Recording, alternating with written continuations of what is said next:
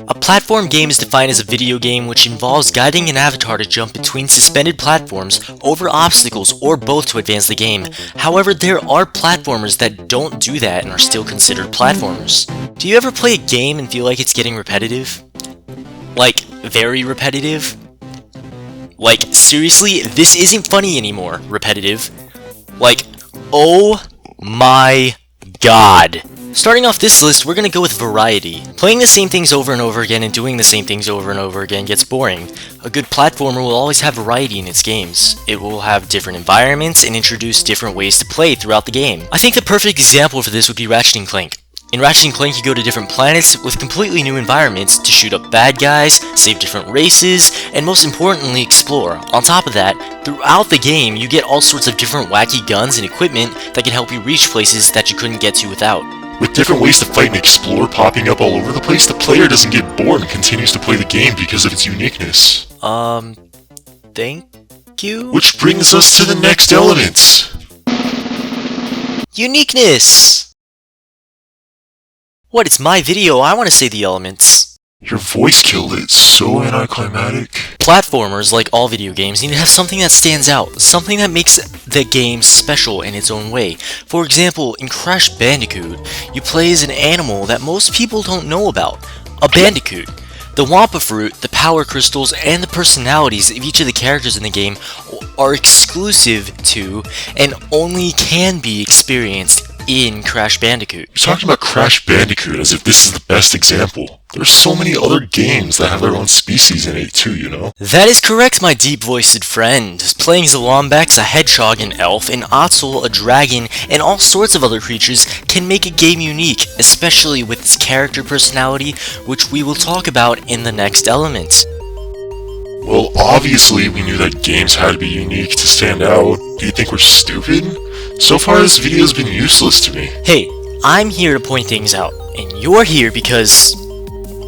Why are you here? To do my epic voice story. Now some may argue that platformers they play don't have a story and they enjoy it just as much. That is completely fine, but without an obvious story, most people tend to make their own stories up while playing said game. I don't. Literally, nobody asked. Just jumping around to get from start to finish might not fill some people's tastes, just not their cup of tea. But Mario has a story. Have you watched Game Theory? So throwing in a story that could be funny, dramatic, or full of action can do a lot more than you would think. Jak and Daxter was about two curious boys who went to an island they were told not to go to.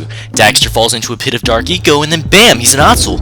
And then they go on a quest to find the guy who could turn him back. Along the way, they meet interesting people with all their own backstories while you help them. Not only does having a story keep the player busy and interested, but it also gets the player attached to the characters in the game. They feel what the character feels, and it makes them feel like they are in the game themselves. You can go on about how stories are good and whatnot, but I'm bored, so I'm saying the next one, which is my all-time favorite. Collectibles. Where the heck are all these voices coming from? Stories are cool and stuff, but what happens when there's nothing for you after you beat the game?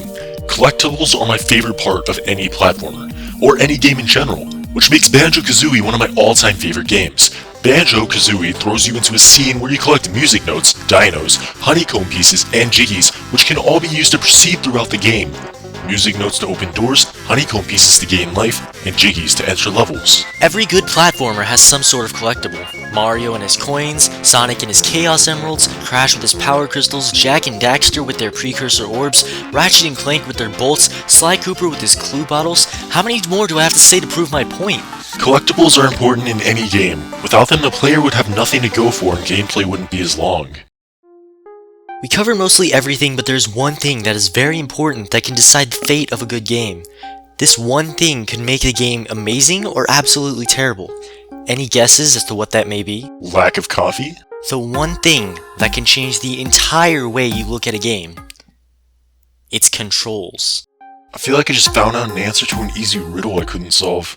The controls of any game can completely change the experience. Imagine if Surgeon Simulator or I Am Bread had easy controls. The game wouldn't have its popularity for causing stress and rage. Stress and rage being the key words here. Think about how many times you wanted a camera angle to change, how many times you pushed the wrong button, or how many times you jumped off a building in Assassin's Creed due to complicated controls.